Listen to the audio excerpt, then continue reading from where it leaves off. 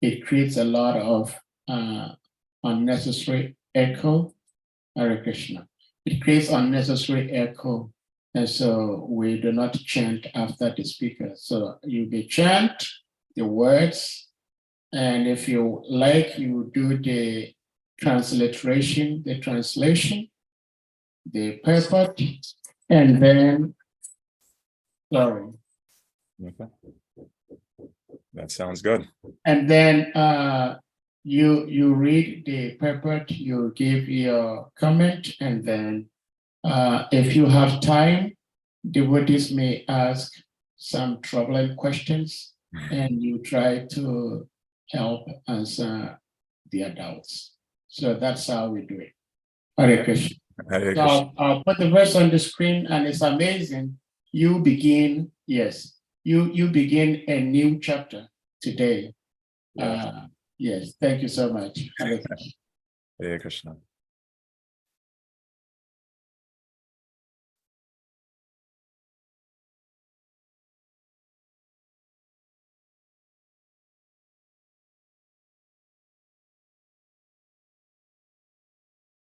Thank you so much, Salika Prabhu. Okay. Yeah. All right. Is the screen okay for you? Is it visible? Do you see? Yes, I also have it on my laptop. If that's okay, yeah, okay. I can share it on mine if that's easier. Yes. Yeah, yeah. I would just need the rights to share. Okay, let me do this. Hold on. So.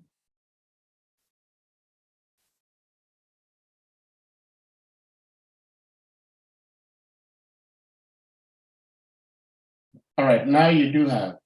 Okay, fantastic. Hare Krishna.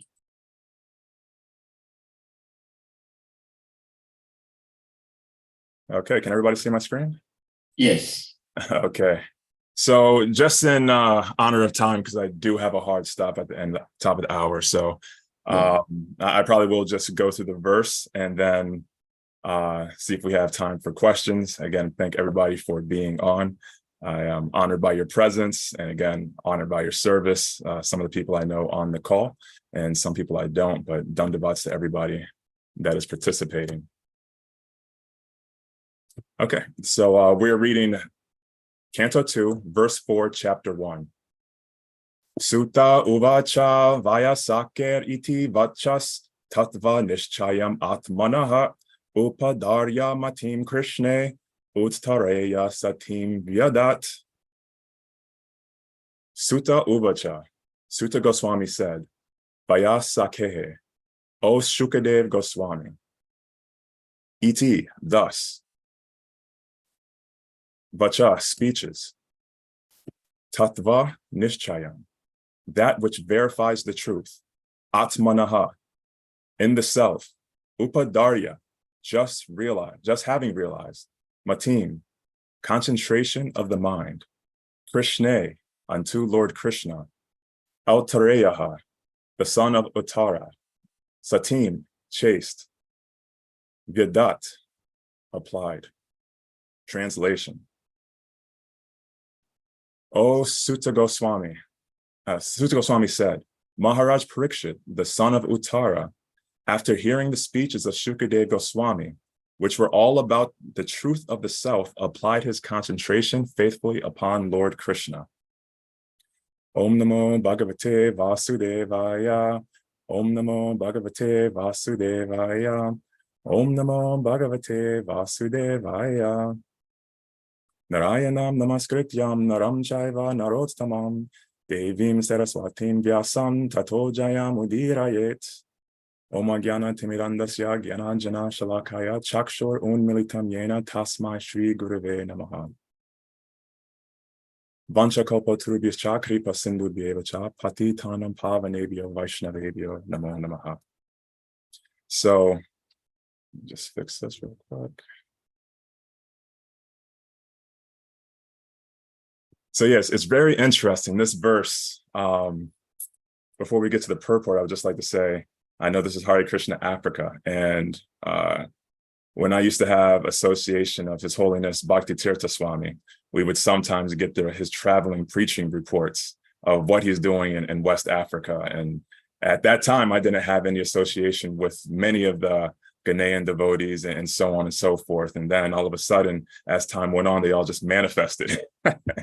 And they all have such a sincere demeanor, such a serious demeanor. When my mom, you were mentioning my mom, when she went, she was saying that, she was like, "Palaka, you have to go. They're all like little Gurudevs over there. They're all like just little Gurudevs." And I can definitely see that from the devotees I have met, that is to be true. Very serious Vaishnavas. And again, some of the people that are on their seat right now, very senior devotees. So again, I send my love to all of you guys, and thanks for joining. So I'm just going to read the translation again. Suta Goswami said, Maharaj Parikshit, the son of Uttara.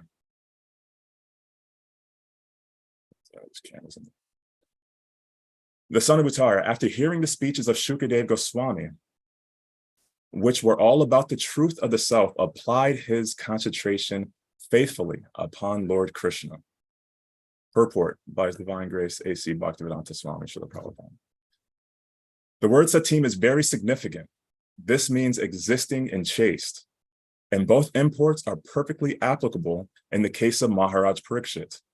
The whole Vedic adventure is to draw one's attention entirely unto the lotus feet of the Lord without any diversion. As instructed in the Bhagavad Gita 15:15.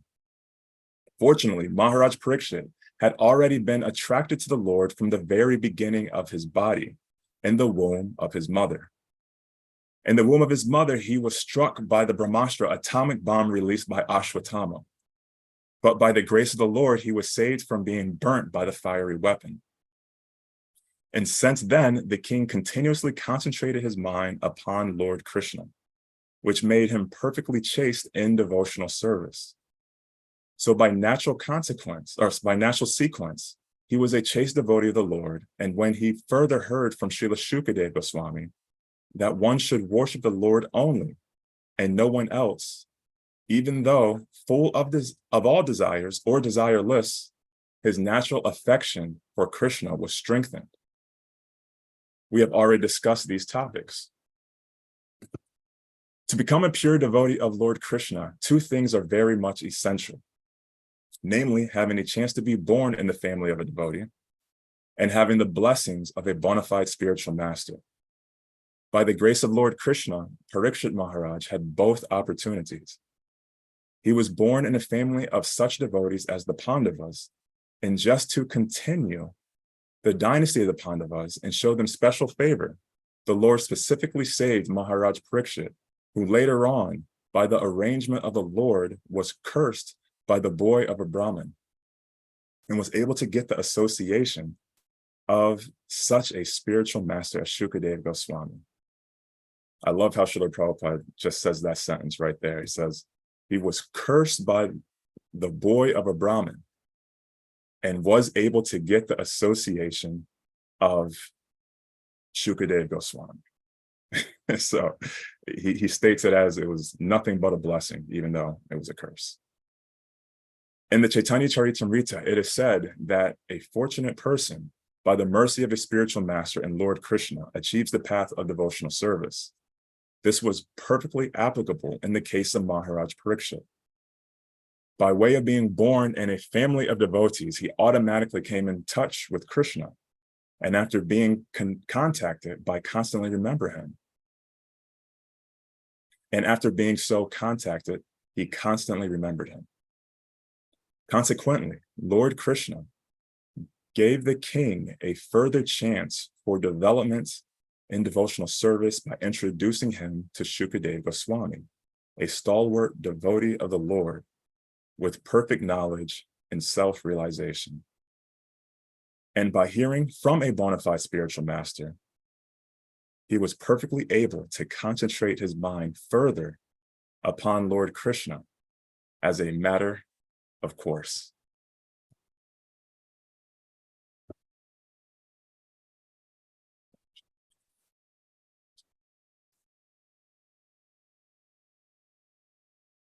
Sutta Goswami said, Maharaj Parikshit, the son of Uttara, after hearing the speeches of Shukadeva Goswami, which were all about the truth of the self, applied his concentration faithfully upon Lord Krishna.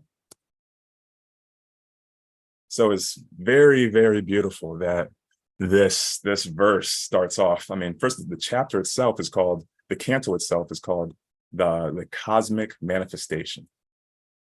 In the first canto, Maharaj Parikshit, who was cursed to die within 7 days, approached Shukadeva Goswami.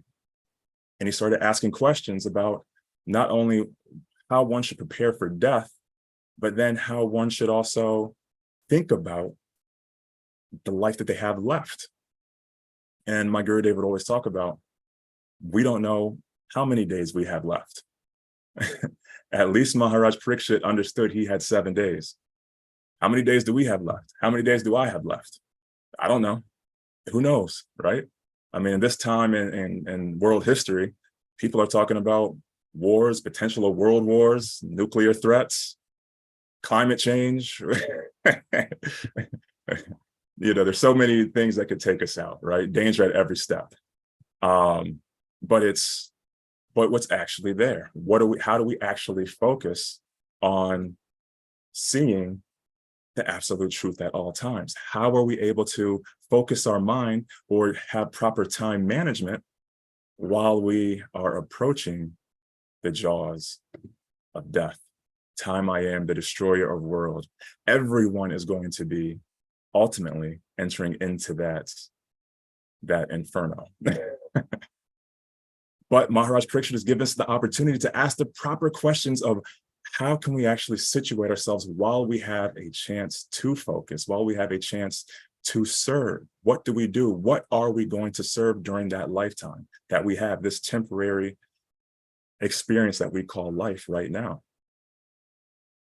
And so Srimad Bhagavatam is so nice that it gives us the opportunity to approach the absolute truth in many different ways, almost at every opportunity if we so desire. And so Shukadeva Goswami is constantly going to reiterate the process of devotion. Why? Because it says that in the human form of life, there's something that is extremely unique that I'm going to focus on within this talk. And that is intelligence. And a lot of times when I was first joining the movement, I got in when I was young, but I wasn't born a devotee. I got initiated when I was in the 90s. And so I was young, and there's a few verses I really didn't understand. In the aspect of intelligence, I understood that we had a different type of intelligence than animals, and understood the appreciation of the human form of life. But it wasn't until much later in my attempts to move towards the absolute truth in the form of the all-attractive Lord Shri Krishna that I started to understand a little bit better what Lord Krishna has been speaking about in the Gita. What is this temporary world that we're in? Especially in regards to intelligence as an element of material nature. So Shukadeva Goswami is going to speak the Bhagavatam, which he heard from his guru, who heard it from his guru, and so on and so forth. And this is one thing that Srila Prabhupada is mentioning within the verse. There's 3 main points that I got from his purport, and that was 1, focusing on the Guru Parampara system, the importance of the unbroken chain of disciplic succession that is commenting and showing different ways of seeing and understanding and appreciating Srimad Bhagavatam. That has ultimately come down from the beginning of creation and here with us right now. My Gurudev used to always try to explain things to people that may have not fully adopted themselves to the process of devotion, but try to give a stepping stone to that process to say, hey, you may not be here right now, but let me show you how this could be and is the best way for you to go on this journey to reach all of your goals. And that's what Srimad Bhagavatam is. It's the literature that shows us how to achieve all of our goals all in one place. It is that beautiful and is that powerful. And no matter what your goals, it says, even if you have desire or if you are desireless, you can relish the talks of Srimad Bhagavatam. And Prabhupada's collected lectures, when he commented on this verse, he would have everybody chant the whole chapter of Srimad Bhagavatam. And then he would say, just think about this. It just takes 5 minutes. You can chant the Sanskrit and the English, even just listening to it is very powerful. And we'll talk about why the listening process is so powerful, especially in relationship to the cosmic creation. But it's that process of actually coming to understand the Guru, who is the manifestation of Paramatma, the absolute truth that is always residing within your heart, going with you as your best friend while you're going through this temporary existence called life.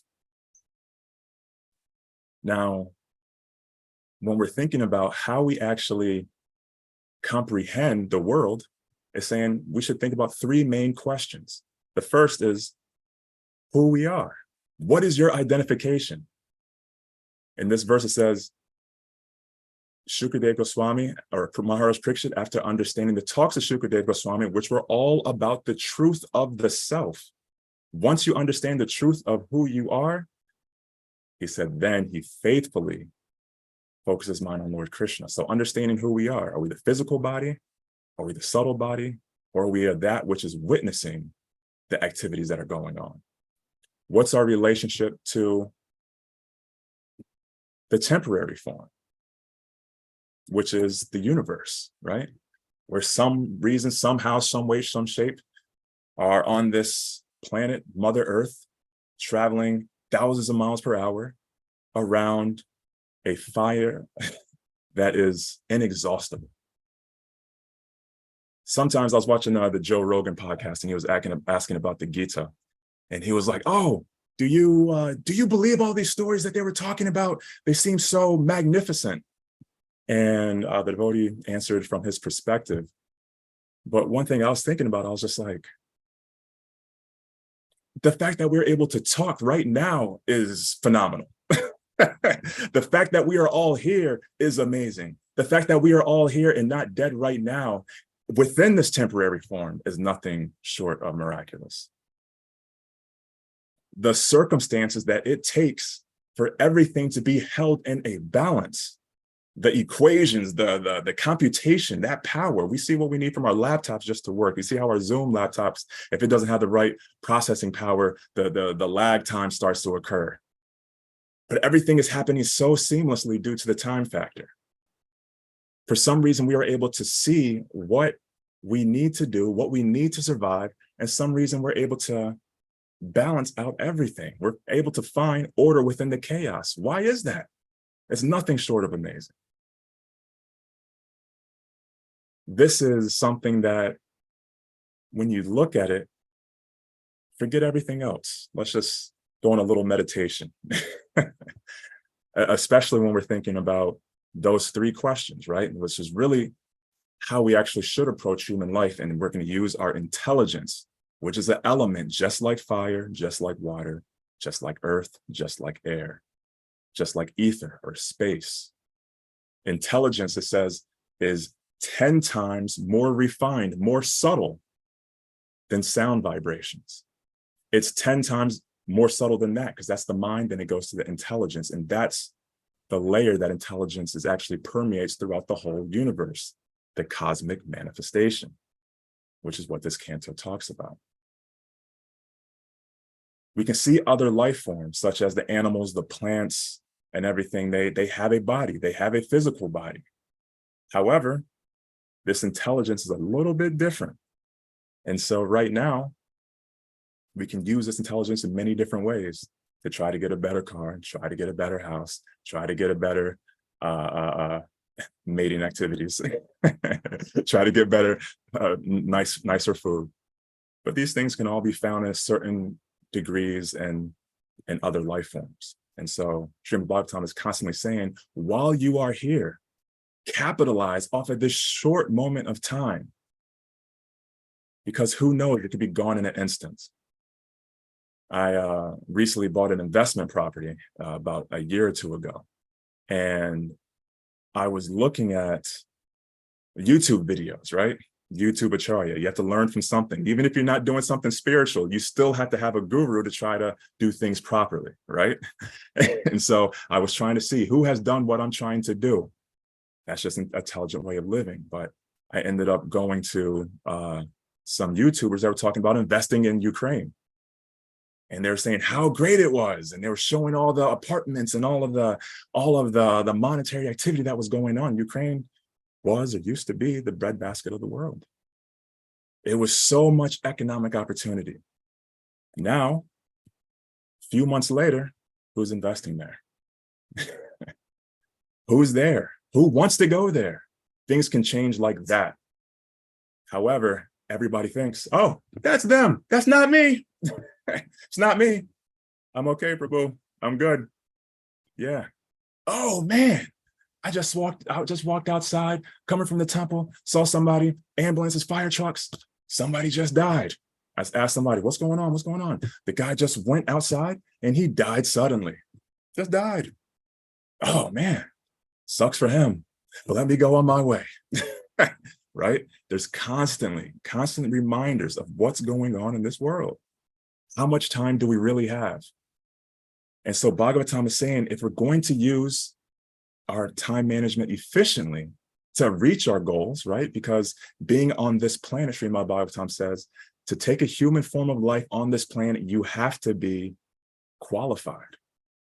You have to have a certain consciousness, and that consciousness is to at least be within Sattva Guna, or the mode of passion. So you have to work, you have to do activities. You have to reach goals. If not, there's other life forms for you. That your consciousness can be utilized in a more efficient way. You know, when we see Darwin, they talk about, oh, this evolutionary process. They're just looking at the evidence of the different bodies that are taking place, that they're finding, the different fossils. In the third canto, in Bhagavad Sankhya, it talks about this evolutionary process, but not in that way. It says that the consciousness is what actually determines those life forms. And so if you're thinking only about eating, sleeping, mating, and defending, then there's more efficient places for your consciousness to be. However, if you're going to be utilizing this human form of life, aim for these goals, right? Within the Varnashram system, if you still have this concept of, hey, I want to be the enjoyer. But as you start to think about the truth of the self, what's going to be there after you die? What's going to be there before you were here? Then it says, aim deeper, and you connect it through your eternal nature, through this temporary manifestation, not just this physical body, but also the external world, even the human collective is a form of the absolute truth within a temporary form of the Virat Purush. So we can see this and say, okay, we can still connect ourselves through this eternal element, even through this temporary manifestation, and somehow aim in devotion at all times and have our mind focused there. So again, it's that time management process. He had 7 days to live. We have, who knows? Who knows? But Srimad Bhagavatam has given us various ways. And again, this universal form is one way. It's a major stepping stone for us to get to the deeper eternal natures of the absolute truth. So sometimes and Bhagavatam refers to this absolute truth as, or this absolute truth in a temporary form of the Virat Purush as an illusion, as fake. However, through our Sampradaya, we understand that it is not fake in the sense of it not being real. It is very real. However, it is temporary. And because it is temporary, we don't put this temporary form of the absolute truth within the Vishnu Tattva. We keep a separation there. However, Lord Kapila says this is a bona fide way of approaching devotional service. Why? Because then once you understand what you're seeing in relation to the absolute truth, then your mind becomes clear. You're able to make order out of the chaos. There's this description of our life experience in the Bhagavad Gita where it talks about the horses and the chariot and the driver and all that. So when we think about life, we should think about our five senses. What are we actually experiencing? And that is coming from or being translated via our mind, right? Our mind is taking all of the data points. Okay, we have this, there's a beautiful object over there. There's a dangerous object over here.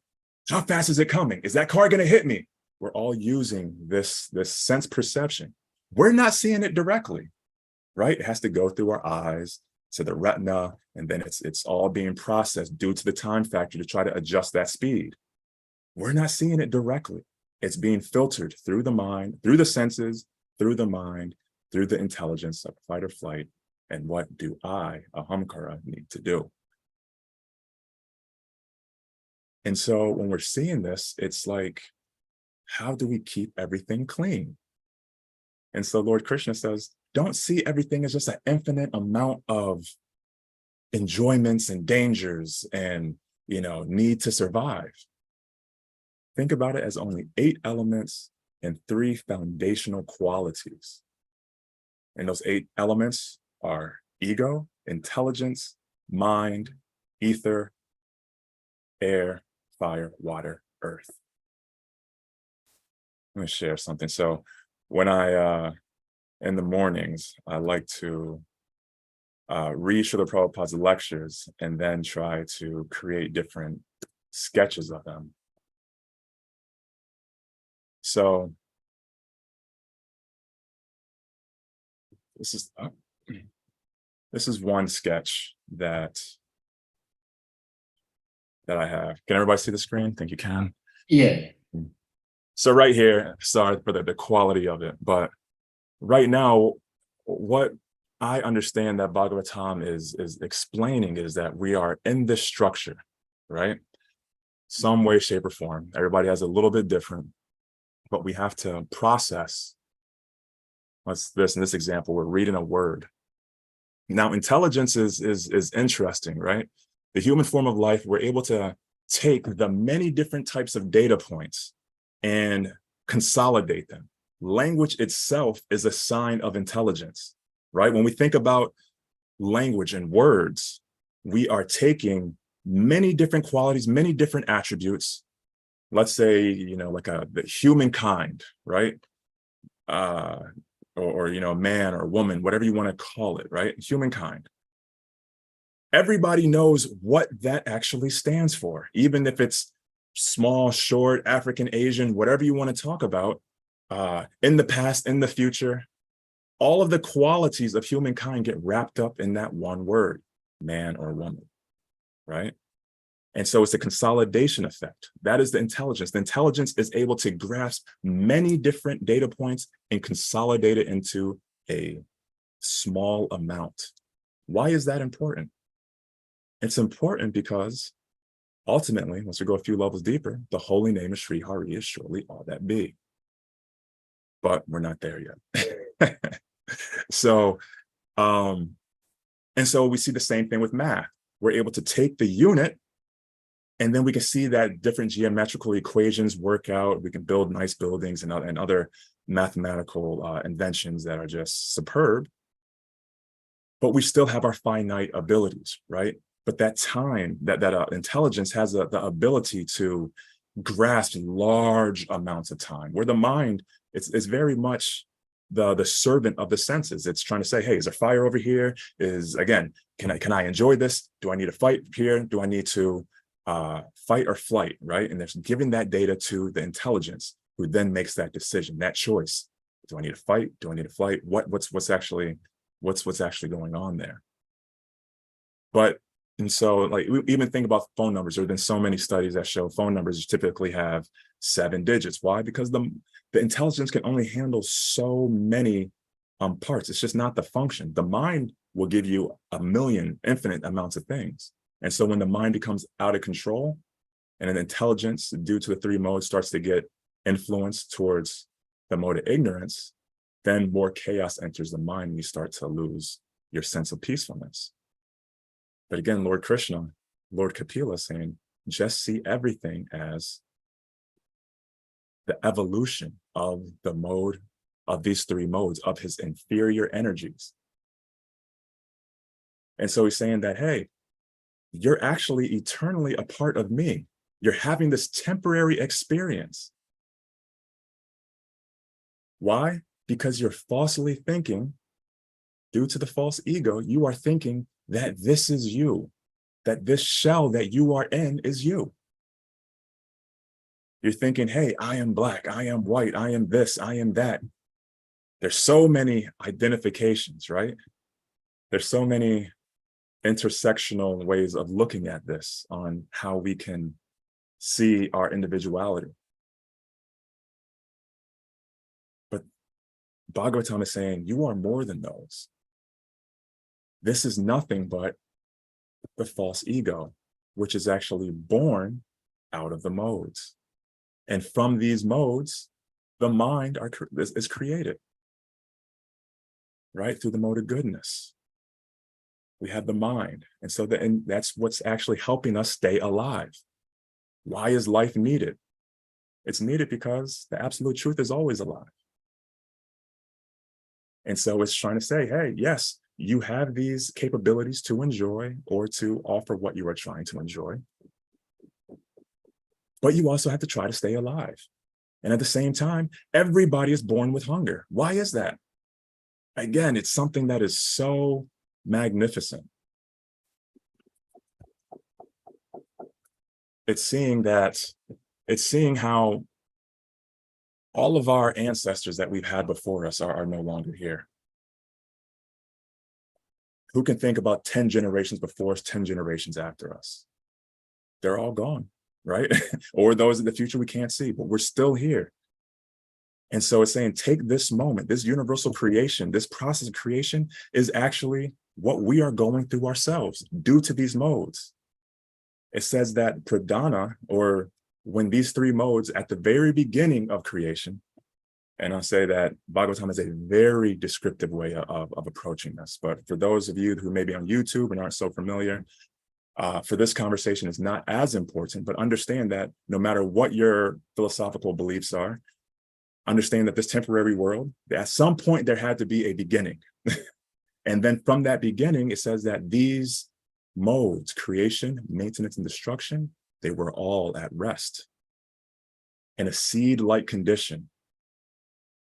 And then the absolute truth glanced upon that, and it created an agitation due to the time factor. And these modes all started to come about and create this evolutionary process. And so due to the mode of passion, intelligence is created. Our ego is actually the foundational creation that we are imprisoned in. And so there's so many issues that we see in today's society, right? There's gender conflicts, racial conflicts, economic conflicts. Everybody's talking about how everybody else is oppressed. Bhagavatam says, yes, all of these things are there. However, even if you are able to solve all of those things, you are still under another type of oppression. And that is the oppression of death. That is the oppression of constant birth and creation, that process. If you look around you, where's the evidence? The evidence is all around you. This laptop, the trees in the background, the air you're breathing, everything has this creation and this creation principle. So it's saying that take advantage and understand that this is subtle nature. So you have two types of bodies while you're entrapped in this physical form. It says that you have, so you have two types of bodies. You have your physical body and you have your gross body, or your subtle body. So another sketch here is something that really helped me to understand how to look at it. And so that ego is what's coming from the absolute truth due to these three modes, right? And the ego can take three types of forms, whether it's in goodness, passion, or ignorance. And that's what's giving us our sense of I, that I-ness.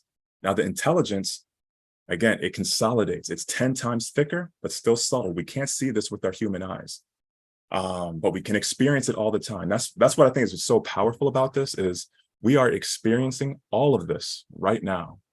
There's nothing that we are not experiencing within these elements, even though this is subtle. It's subtle because you can experience it, but I can't. I'm experiencing my own ego, my own intelligence. So the intelligence gives us that choice. What are we actually going to focus on? How do we prioritize our time? Then we have what it's there to translate, right? The mind, it's developing, it's 10 times thicker, which then goes into ether. So ether is considered space also, right? The dig devatas, the directions. And that's where the sound vibration actually creates ether. It's interesting because from there it says, due to the time factor, further developments due to Paramatma, the absolute truth, is creating this transformation, this evolutionary process of air, and every living entity needs to have that pranayama, that prana, to ensure that they are getting the oxygen to the cells, and to that degree they are either living or dying slowly. Then we have we can feel air, right? So ether, sorry, just to go back, ether, everybody closes their eyes. When you close your eyes and you think about what you can think about, your favorite song. I can't hear your favorite song right now, but you can. You are experiencing that, and that's why it's called subtle. I can't objectively hear it. Now, as it evolves, now you can't hear it or see it, right? But now air, you can feel air, but you can't see it, right? But you can hear it, but now you can feel it also. So it has the qualities of the element it has before. Then fire has the same qualities of ether and air. However, now you can see it, but it is constantly changing. The form is almost there, but it's not quite there, depending on, you take a picture of a campfire, it's constantly changing. And then water, the sense of, the water, then you have the sense of taste. Then you have earth, which is smell. And so each time these dots right here are showing that they all had the quality of the element before it. And so this is what Lord Krishna is explaining to us, to say, take everything you're seeing and realize you're actually only seeing 5 things ever. You're seeing things that you can touch, taste, hear, smell, and feel.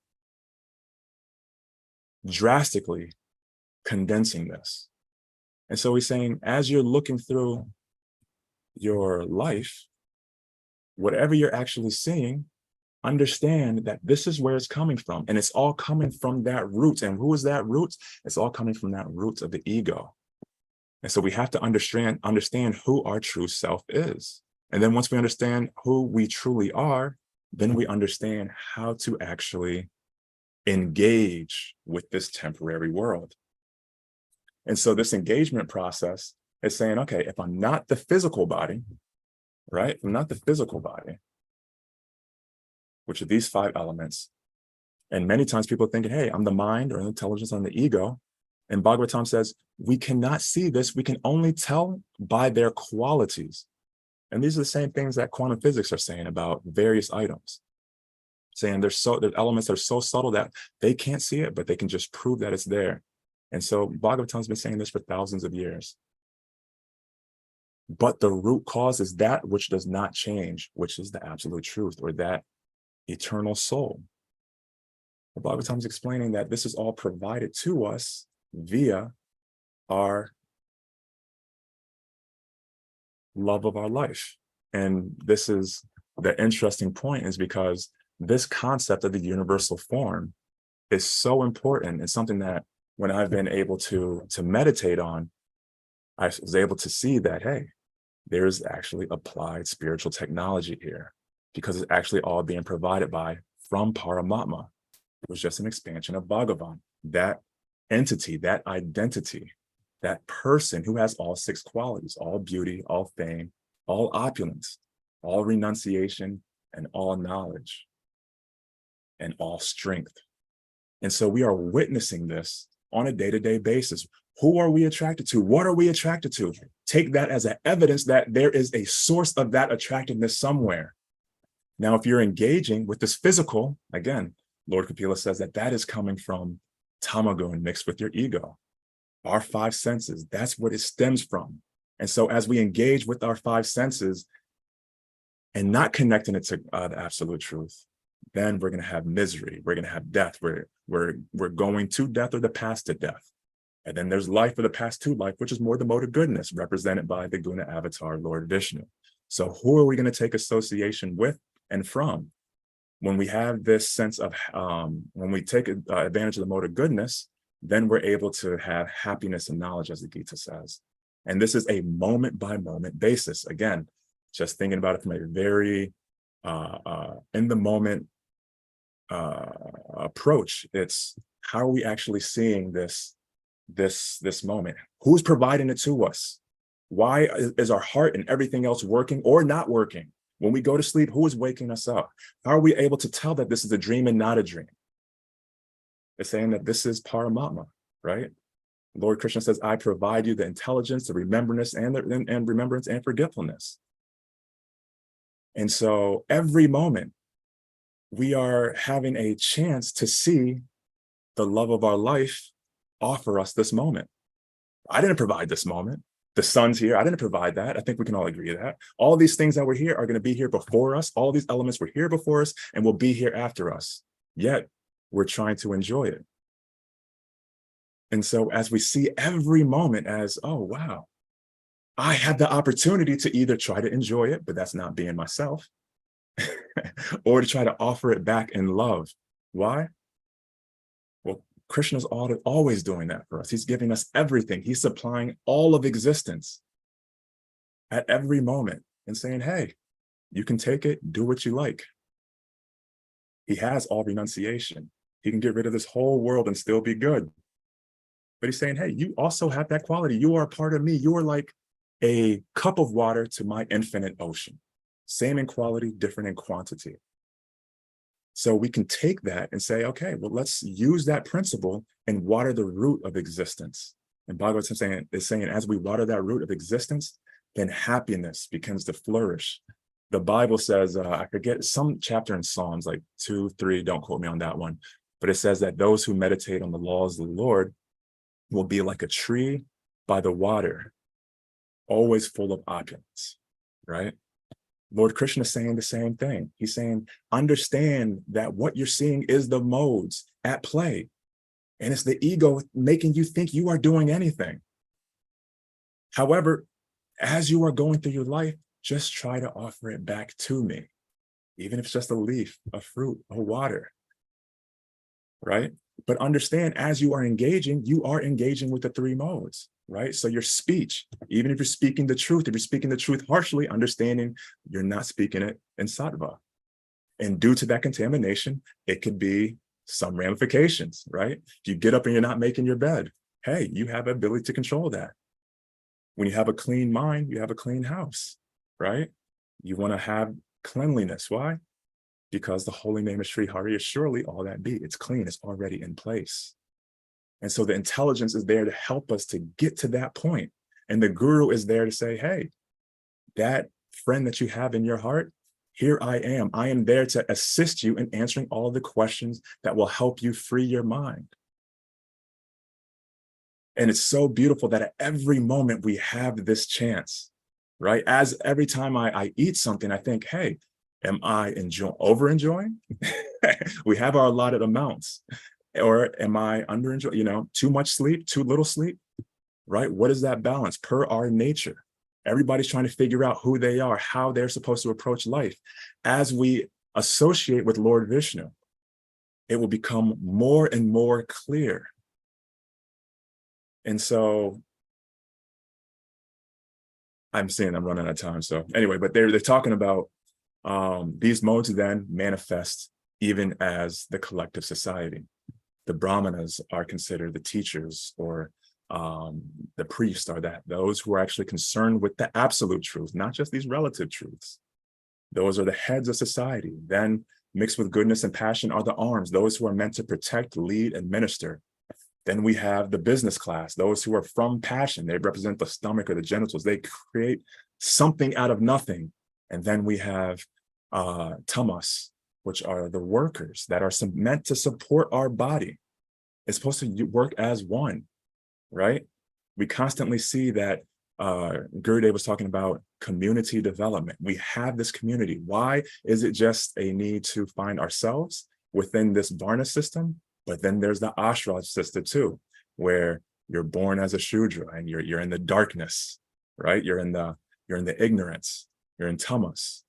But then you have a teacher to teach you what your occupation is going to be, if you're lucky, or you have a guru to teach you what the deeper aspects of life are. Then you're a grihasta, then you're in a situation with somebody else outside of yourself. There's another relationship. Again, those three questions that we were talking about before. What is your relationship with yourself? What is your relationship with the temporary? What is your relationship with the eternal? The key word there is relationship. It is something we cannot avoid. And that's why the devotional process is so important, because as we understand how to see everything, then our mind becomes peaceful. We start to see order within the chaos, and we start to say, there is nothing for me to even renounce. But the absolute truth is providing everything to me. So let me try to the best of my ability, offer that back to the source of all creation. Doesn't matter what you believe. If you hear Bhagavatam, you sincerely listen to it, the realizations will become deeper and deeper, and you will start to experience the joy on a day-to-day basis, to the point where you start living life and don't become so concerned about death, because you are constantly purifying yourself and understanding that we are to die before we die. We are to die to live. And that process is a complete detachment of saying, hey, this is where I'm at now. And tomorrow, may I please be better to engage these resources in your service. Whatever I'm supposed to be doing, may I use the energy of the Lord to do and execute that service. May all my attraction be to the all attractive, the source of all attraction. When I'm trying to get pleasure, may I please remember that the source of all pleasure is always there. And may I offer it to him as he is constantly offering to us. And so this system of Varnashram, based off of the three modes, is saying, hey, do your own duty. It's better to do your duty properly than another person's duty improperly. And we see most of the issues in modern society are due to that principle not being followed. And thus, tamas or rajas or sattva, it manifests based off of that. But Bhagavatam saying it's all meant to help us focus on that one absolute truth. The holy name of Sri Hari is surely all that be. And as we align society in that way, then we can have more opportunities to have people like Maharaj Parikshit take birth within our society to help guide and steer humanity in the right way. And Bhagavatam is so mercifully saying this to us on a day-to-day basis, that we have this chance. Let's take advantage of it and understand the scripture through the right association, right? It's not just the three modes, but you can get association that are actually transcendental via the devotees. It's the right guru. And keep our mind chaste on the absolute truth, that which is the most attractive, right? Absolute meaning that there's relative truths of attractiveness, but then there's that which is attractive no matter what that condition is. And that is Lord Krishna. So that is what we're really supposed to be focusing on. And we have this opportunity. So I will end there because there's 3 minutes left. And thank you for allowing me to share some of my thoughts on this verse. Hare Krishna. Hare Krishna. Thank you so much. His Grace Palaka.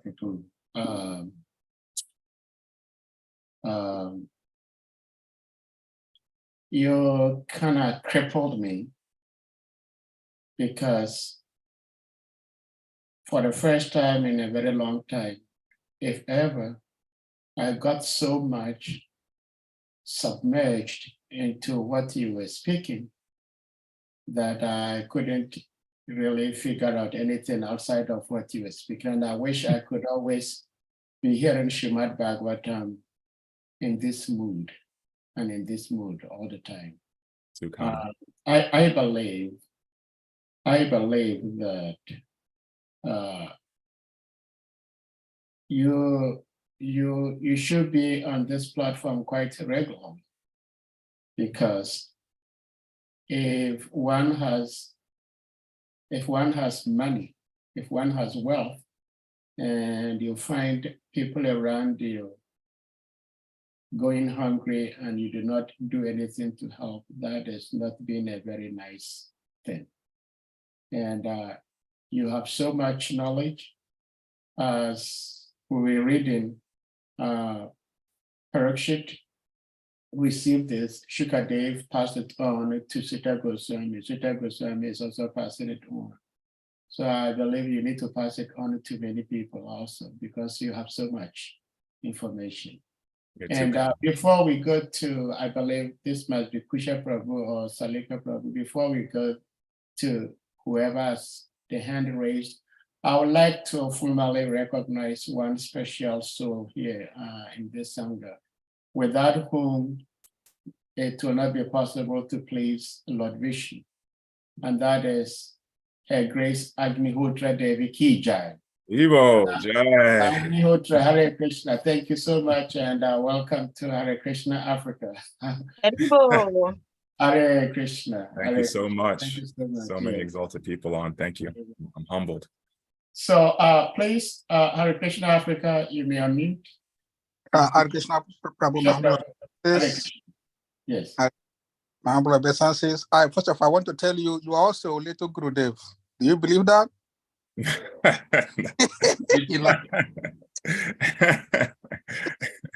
you have become little Gurudev also, so that's nice. Thank you.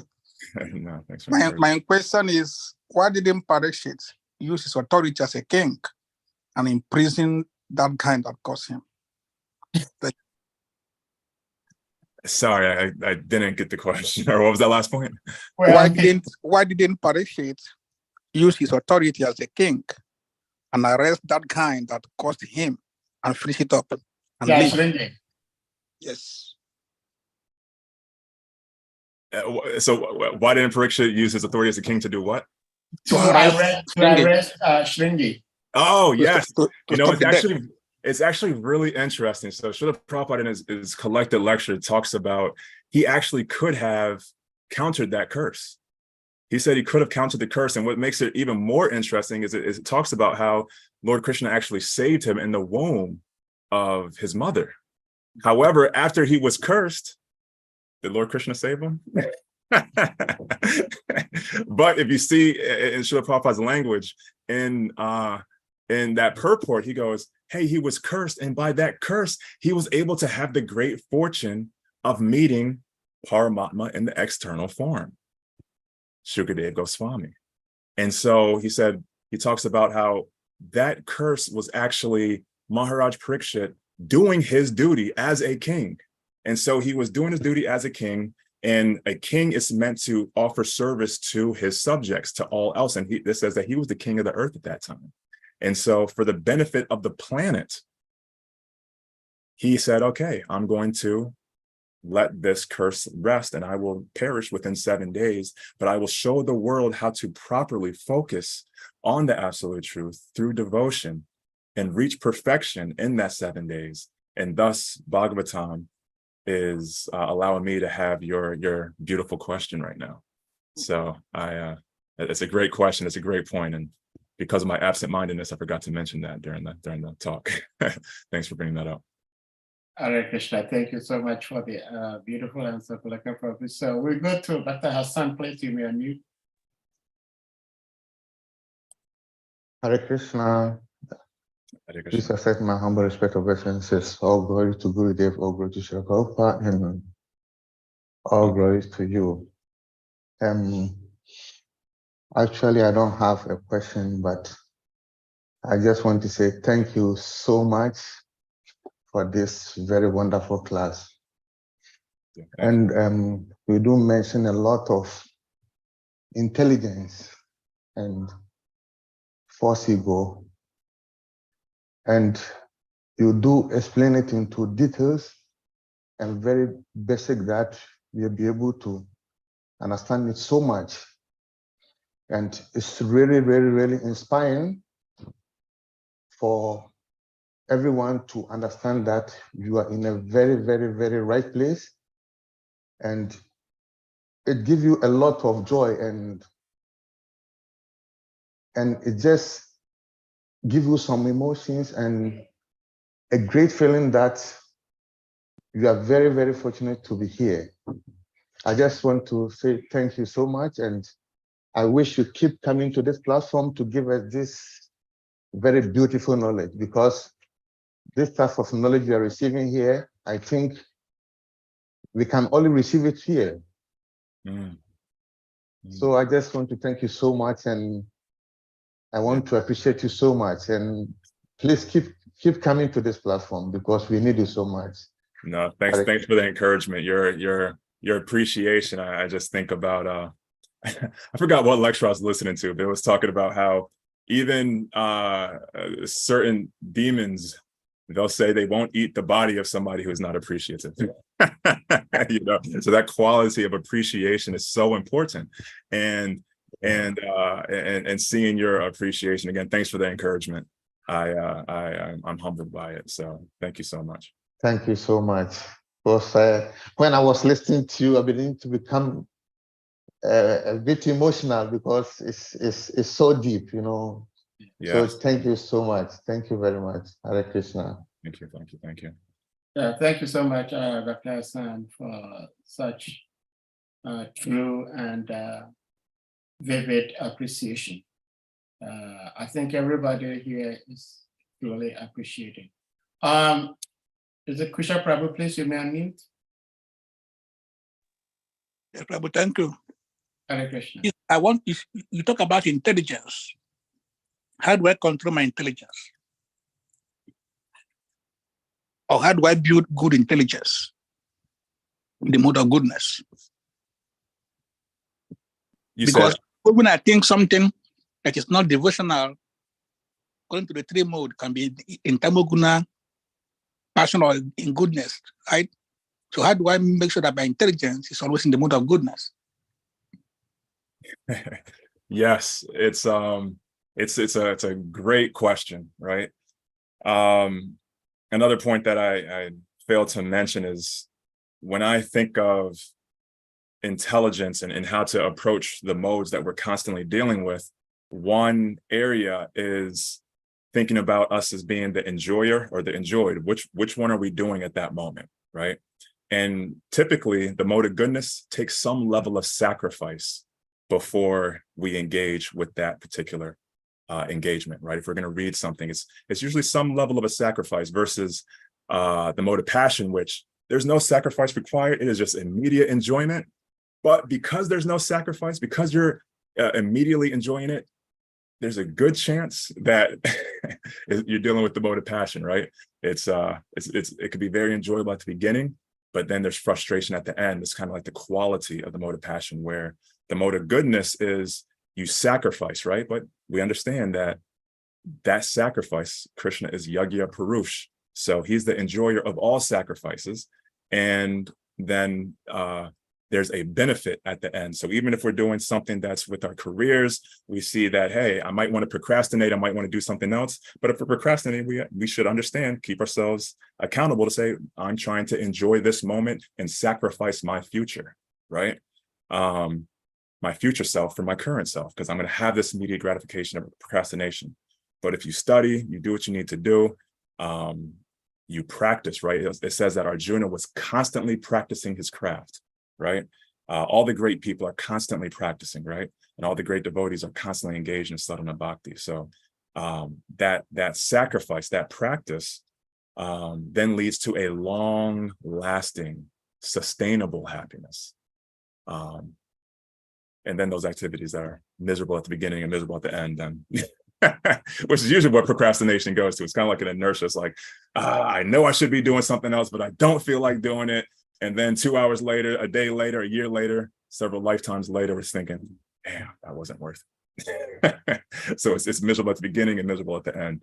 So again, we're meant to act. So let's act in the form of sacrifice. Is usually how I try to translate it. Thank you for your question. Hare Krishna, thank you again, Palaka Prabhu. Hey, Miss Gail, Hare Krishna. Please give me a unmute.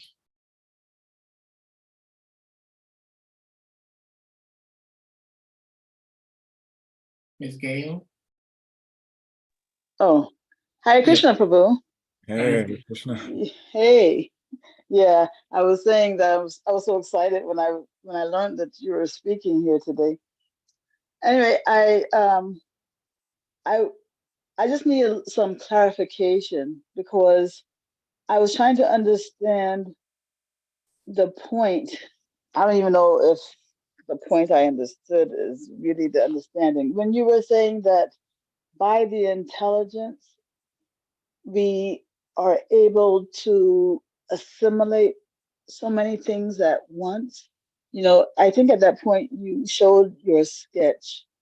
And so there, when we, even when we see another human being, right, we are seeing so many elements in one focal point. Yes. Were you saying like this? Yeah, so I was saying with the intelligence, we're able to conceptualize life, right? And kind of stay in a state of meditation on the absolute truth within a temporary form. But again, it's all discussed in a way that we understand the source of that truth. So, you know, let's just take an example. You're talking about other people. You're looking at a crowd or a society, right? We're constantly interacting with people.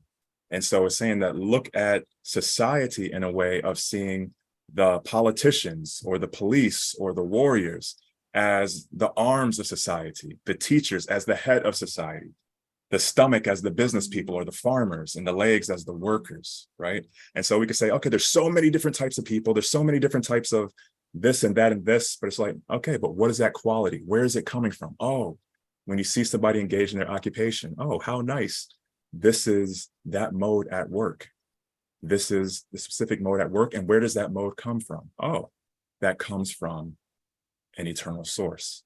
And so we simplify it, because if not, then we start to see so many things, and that infinite amount of data points is can be very chaotic. But then once you see that everything has a home based off its identity, then we say, okay, I'm only seeing 5 things. I can simplify it there. And then those 5 things have a home. Where does it come from?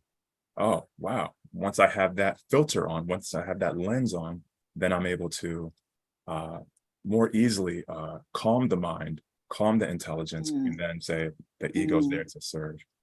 I hope that helps.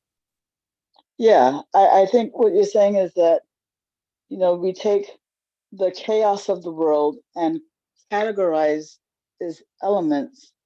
Yes. And in so doing, we simplify things in a way that makes the mind more peaceful. Yes. Yes, and the evidence of that is language itself, right? And that's why I was probably did a poor job, but that's, you know, we talk about a chair, right? You know, just by saying the word chair, you know what I'm talking about. I know what I'm talking about. Now, I don't have to say, hey, a big chair, a small chair, a round chair, a rusty chair, a blue chair, a green chair. All of the attributes of a chair are automatically contained in that one word chair. And so in this way, the intelligence is able to hold so many definitions all within a single word. Okay, and by conceptualizing, you know, the chaos in this way, then how did you link this now to our relationship with the absolute truth, with Krishna? What was the link there? Yes, so the link is constantly seeing, hey, what am I actually dealing with, right? When we go down the evolutionary process from goodness to ignorance, right? Thinking about a physical body as the tamas part.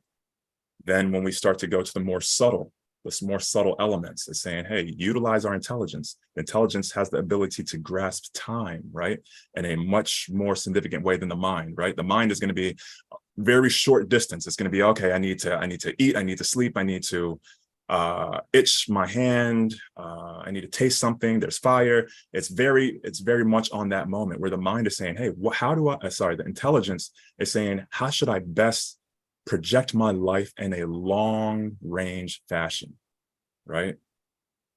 How do I project my life in a long range fashion? And then the intelligence is able to say, okay, now I can separate my wants from my needs, right? And if I'm seeing that my senses are constantly trying to strive for life, why is that need for life actually there to begin with?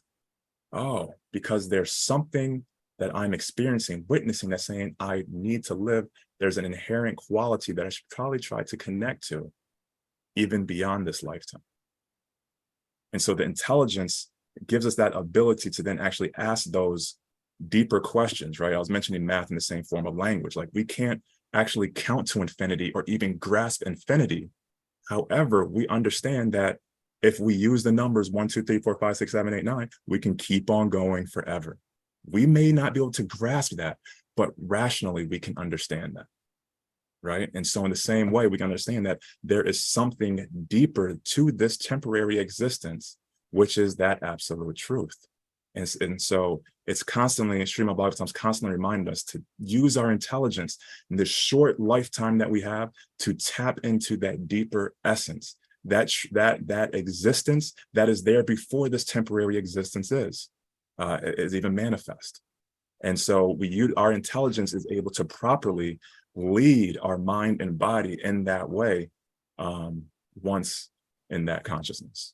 But it's that intelligence that we have to tap into, right?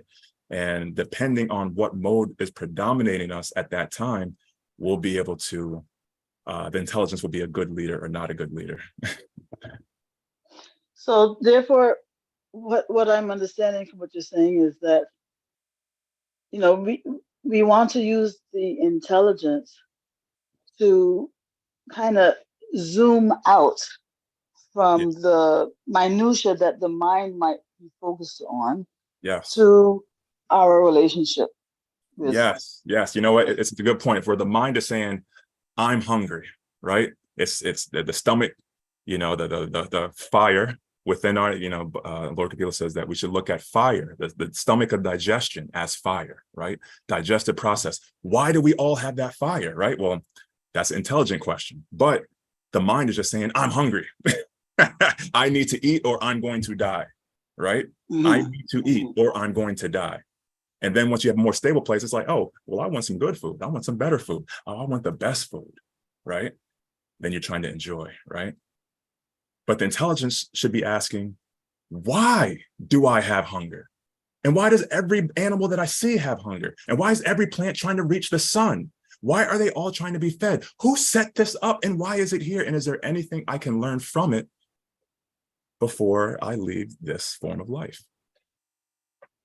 And so this is when Srimad Bhagavatam says the human form of life actually starts, is when we start asking intelligent questions, right? That's what the first canto was talking about. And so then we beautifully see that this universal form of the Lord is there for us to connect to, and he's constantly giving us reminders. Again, I don't know if I actually said it, but that's one reason why our Siddhanta says, hey, this world is very real. Why? Because then we can see the love at all times, right? And once we're offering all these elements to Krishna, then we start seeing that, oh, okay, now we start saying what's really spiritual, what's material, right? And beyond that ego is that concept of the holy name of Sri Hari is surely all that big. What you're saying kind of reminds me of, not kind of, it does remind me of seeing ourselves and our place in it from the different perspectives of starting from Anamoya, Pranamoya, Manamoya, on up to Anandamoya, So, and essentially we want to see our lives from the perspective of Anandamoya, which is the soul, but in in the interim, to get us there, we do try to see ourselves from the perspective of the intelligence. That's how I'm making sense. Yeah. It's well, I mean, again, I have to go in a couple minutes, but I would, another meditation is, when we close our eyes, right? And again, think of that song, right? Don't tell me what song you're playing, but just play your favorite song. Now, classify that song. Is it an intelligent song based off of this conversation, or is it a song that's going to be more tamasic or rajasic, right? Don't answer it. But you're able to classify that song in terms of, a need or a want, right? So that's your intelligence. That's you are witnessing your intelligence at play right now by, the subtle body hearing the song. But then now you can actually classify what is that part of you that's actually classifying where you're going to categorize that song. And you're going to categorize that song based off of what? That person who was witnessing you categorizing that song, the ego. And then it's saying, but you're none of those. You're actually the witness, that which is not changing, that which was there when you were a kid to now, and so on and so forth. And so when you just sit back and just analyze your thoughts, because it says you can't see it, but you can experience it. But we just have to figure out how to identify it. And so anyway, I hope that helped. Yeah. Thank you very much, Palaka. Thank you for your question. Thank you so much, Palaka Prabhu, and thank you so much for those beautiful questions, Mother Gail. Yes. I think I saw Mitravinda's hand up. Your question is being answered. I think she left, Prabhu. She I left? think she just now left. Oh, okay. Mother Jambavati, please, you may unmute. Hey, what a great place to end, Mother Jamavati. Yeah. Mother Jambavati, are you still there? Okay, Hare Krishna. She might be gone, okay. Maybe is there any other questions? Well, all right. I know you don't have much time, and I can't thank you enough for being here today, Palaka Prabhu. But I've asked this question to different speakers, and they've given satisfactory answers, but it's still a botheration to me. So I don't know if what you're going to give me may stop me from repeating, asking this question. But no pressure. My worry and confusion actually is that Maharaj Parikshit was the emperor of the entire earth planet. So he was a very busy person. He had so many commitments. When he was then bitten by this, when he was cursed and was told that he was going to die in 7 days, he gave up everything and just dedicated himself to listening to Bhagavatam. And they said that for 7 days, 7 nights, he did not even get up to wee-wee,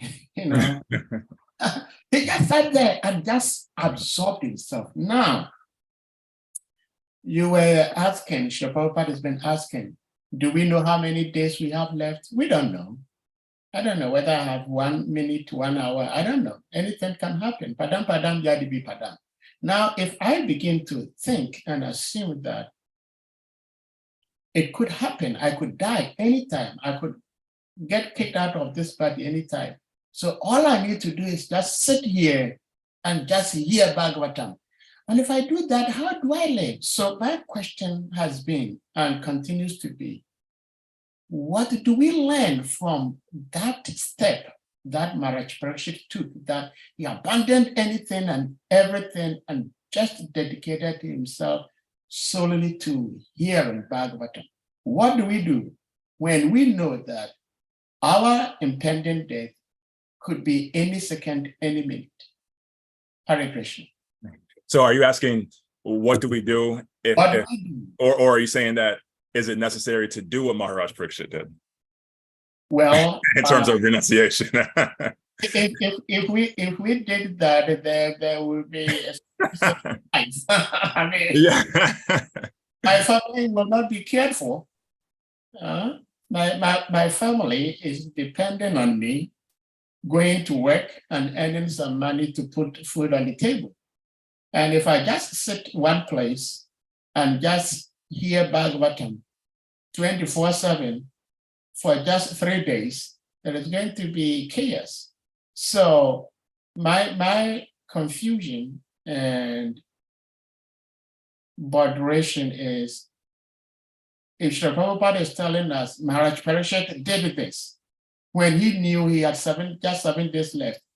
But for you, you don't even know how many days you have left. It could be just 1 day. So if you have just 1 day to go and you're still busy doing this, doing that, it doesn't really make sense. But what do we do? Okay, so I'll just give you my personal answer. It's a great question, and it's probably going to be off, but it's just how I view things. So please forgive me, because I know you already have the answer to all of your questions.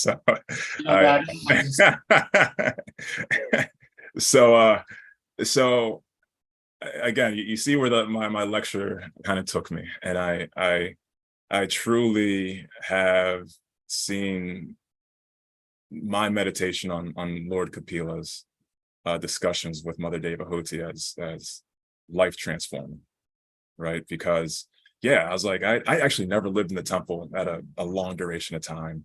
I never, I guess, have been engaged, what we would say the traditional methods of the 9 process devotional service at an extensive level, right? That, a lot of people have gone through. I've always been trapped in the occupational phase of life, right? Trying to figure it out. But through those teachings, I really have, again, it's truly a science. You hear Srila Prabhupada talking about this is a science. We hear Gurudev talking about applied spiritual, it's a science of applied Institute for Applied Spiritual Technology. And it's just like, what does that actually mean? How's that, yeah, it sounds nice, it sounds cool, but does it really stand up to the scientific rigor? But as I started to reflect upon those teachings of Lord Kapila Dev, and then seeing how I started to really look at the world as 5 objects, and then started analyzing my thoughts in that way, and then try to take certain association of the guna avatars, right? All in aims of devotional service. All of a sudden, I started to see that my consciousness started to focus drastically on the absolute truth, right? And then that was like the first stage. I was just like, whoa, I'm noticing the percentage that I'm actually thinking about the absolute truth is drastically different.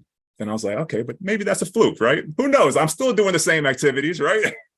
Who knows what it is, right? And again, this is my experience. But then once I started seeing, oh, just like Bhagavatam says, now my taste for certain activities that I used to find enjoyable are no longer enjoyable. And now all of a sudden I want to listen to Bhagavatam even more and associate with devotees even more. And I'm like, is this a coincidence?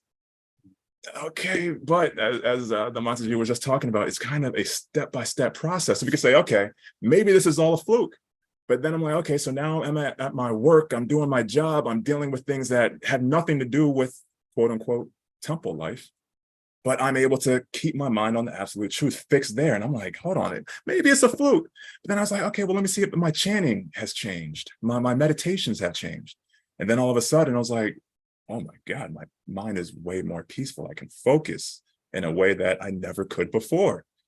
And so it's just like, oh, let me keep on hearing this Bhagavatam. What else is next? It's like, if this is just the external manifestation, what happens when I start really tapping into the internal energy, right? And from that experience, I'm starting to see more and more that this happiness is truly internal. It's something that we can experience right now. And it's really our relationship with Paramatma, with Bhagavan, that we are expressing in devotion in our day-to-day existence. And so there's not a necessary, I want to say this properly, but we don't need to be as concerned with, hey, I'm going to stop there.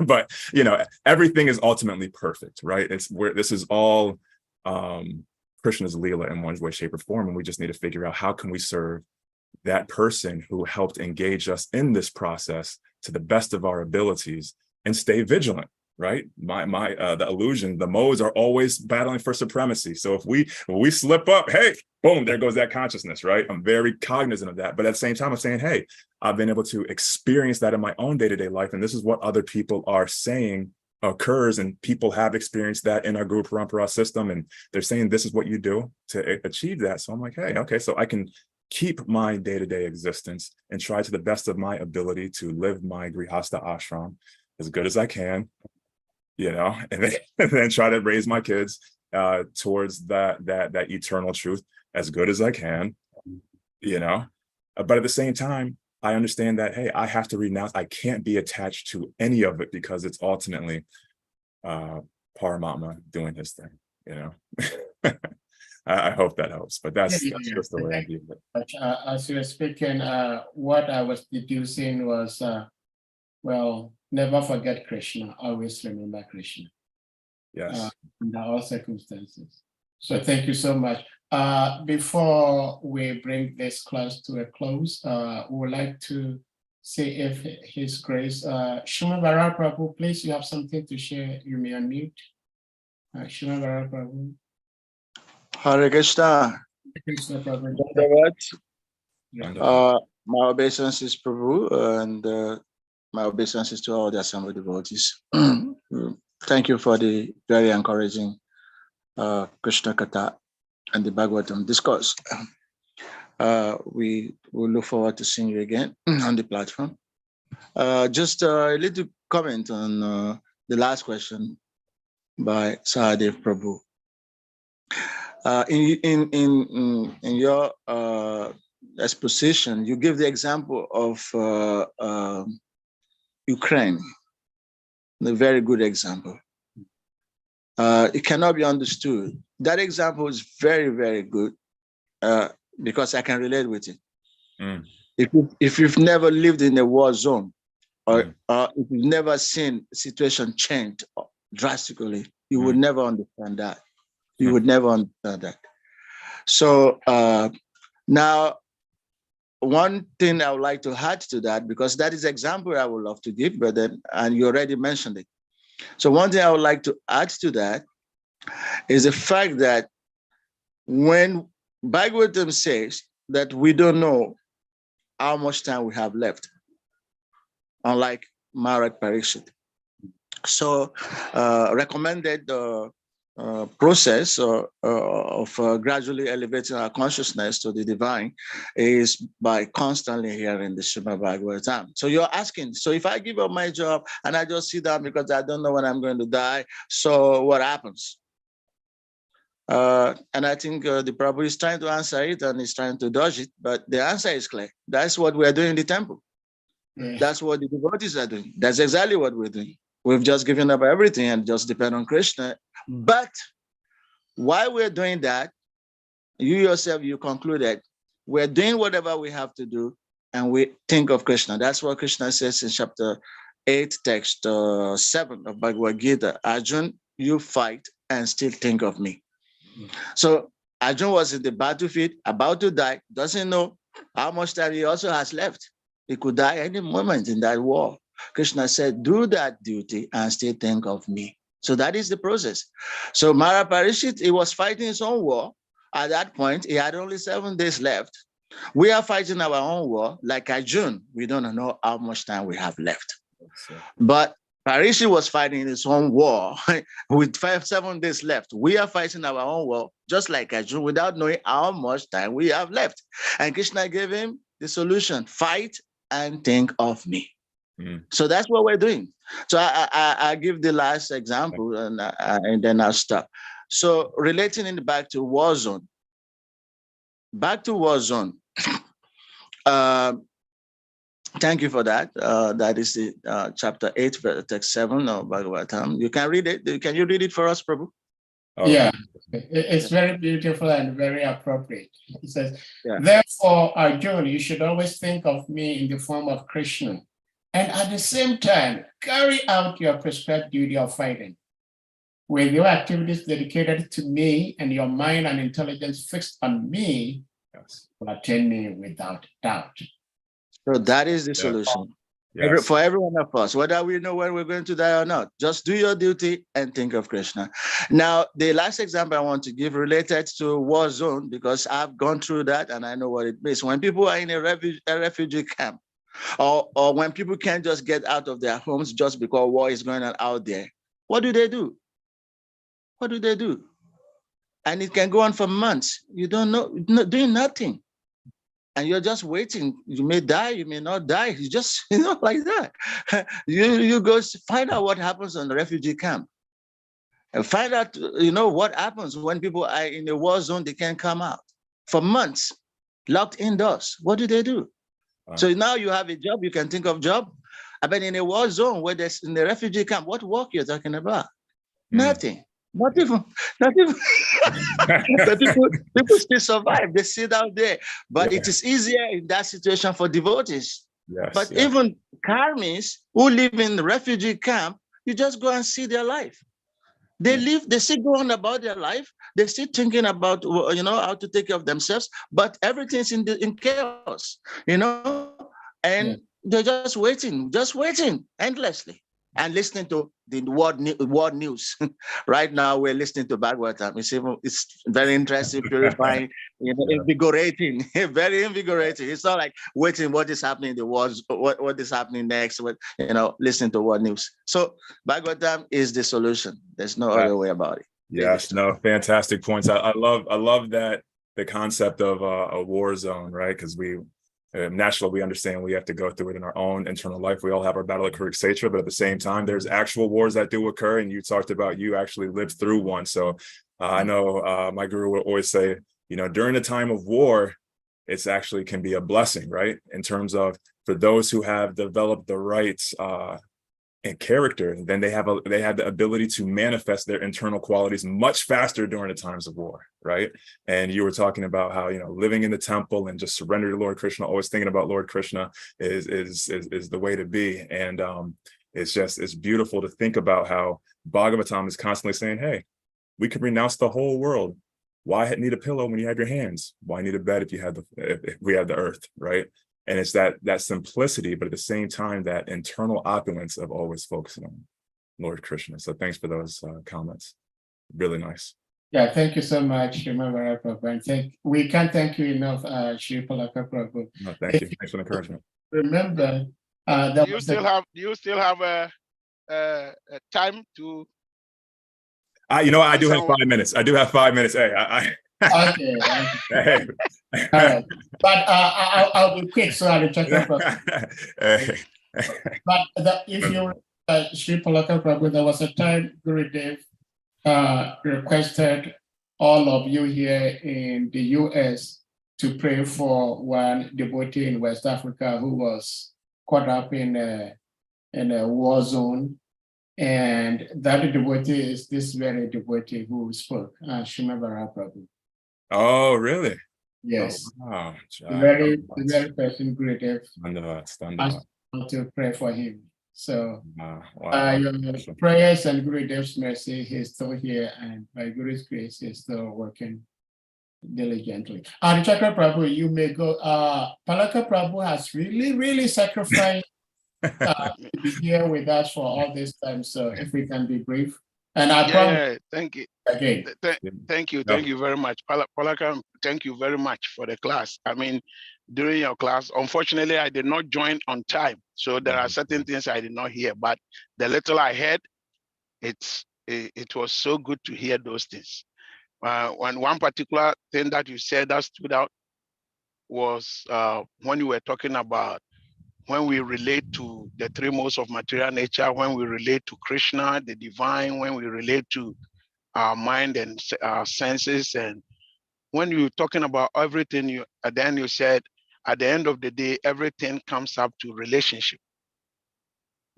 Then something just struck me that, It is, because we always say that, like when we are like parents and we have kids that we see that they want to play, and we give them toys to play with. Like if you have a toy car for a child, the child becomes so happy. And you as a parent, when you are standing by the child and you see that even though it's a toy car and maybe his brother or sisters are pushing the car, but if the child is able to turn the steering in the right directions, as a parent, you become very happy, very, very happy. Wow, this child is actually doing the right thing. So even though we know it's a toy, but as long as the child is doing the right thing, it makes you happy as a parent. Yes, that, whoa, in the future, this child can really ride a car. Yes. Right? So if this relationship, all these relationships we were talking about, if they are there to actually teach us something. And so when you were answering Mother Gail's question, and you were talking about using our intelligence to assess stuff and think it out, in what direction can I use this thing to help myself and to come closer to the Lord and all that. Then it just struck me that you have said everything in the whole Bhagavatam. You have said everything. So if these relationships are there to help us to actually learn the actual relationship, which is the divine one, then how can we look down upon this relationship? How can we not take advantage of them and stop talking about this type of relationship being material, that type of relationship being this and that? So it actually struck hit a chord. And thank you very much for thank you for that information.